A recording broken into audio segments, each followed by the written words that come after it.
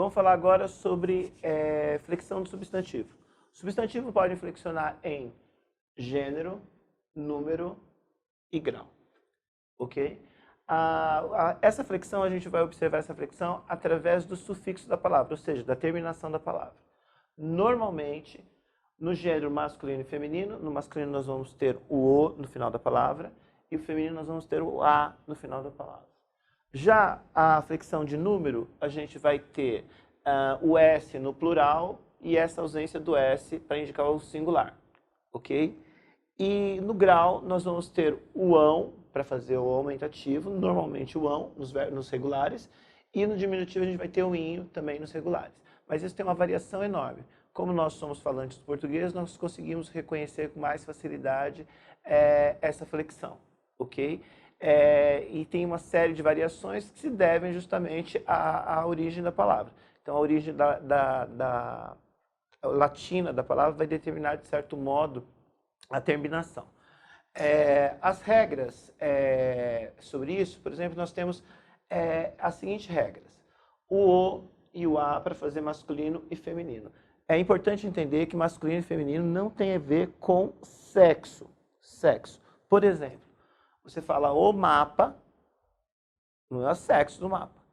E também você não tem o sexo feminino do mapa.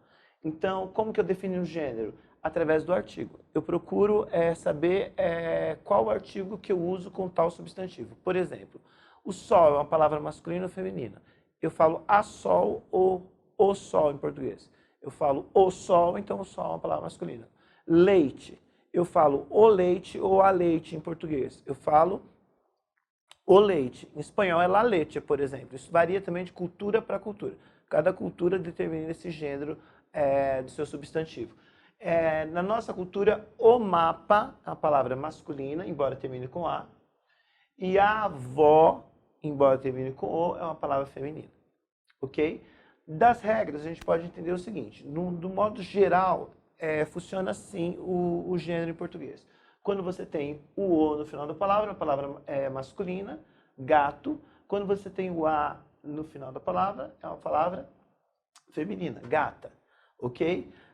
Esse masculino e feminino nós podemos fazer também de outras formas. Quando a palavra termina com R, o leitor, o feminino dessa palavra vai ser acrescentando um A ao final dessa palavra, leitora. Quando essa palavra termina com S, como a palavra freguês, o feminino da palavra freguês vai virar freguesa. A gente acrescenta o A no final da palavra. Claro que a gente vai tirar o acento. Quando a palavra, por exemplo, algumas palavras, elas fazem uma variação com esse A. O mestre, a mestre. O presidente, a presidente. Ou a presidenta, isso também existe. A presidenta, a elefanta, que é a forma correta e não elefoa, a elefanta, a presidenta, são formas oficiais da língua portuguesa, não tem nenhum estranhamento nisso. Embora tenhamos optado atualmente por falar o estudante, a estudante, o presidente, a presidente, essas formas também existem.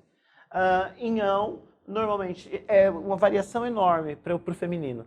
O leão, o feminino leoa, o aldeão, o feminino aldeã, o solteirão, a solteirona, o ladrão, a ladra. Então, esse masculino e feminino, a partir da terminação da palavra em ão, ele é muito variado e aí vai ser, o que vai auxiliar nisso vai ser realmente o conhecimento, a leitura que você tem disso, porque essa variação é muito grande, não existe uma fórmula para definir com precisão quando você vai usar o on, o oa, o an, o ona, o ladra. Mas essa é uma variação possível. Já os biformes são aqueles que têm formas diferentes para o masculino e feminino. Por exemplo, homem e mulher, tá vendo? Não usam a mesma raiz, o mesmo radical. Marido, esposa, boi, vaca, são os substantivos biformes, que têm formas diferentes para o masculino e feminino. Já os uniformes são aqueles que apresentam uma forma para os dois gêneros. Por exemplo, o comum de dois, você tem que lembrar isso, o comum de dois vai pedir artigos diferentes. Então, a dentista, o dentista, o fã, a fã. Como que eu vou reconhecer se é uma palavra masculina ou feminina? Pelo artigo, ok? Se eu emprego voltado para uma pessoa aí sim do sexo masculino, eu posso falar o fã. Se eu emprego para uma pessoa do sexo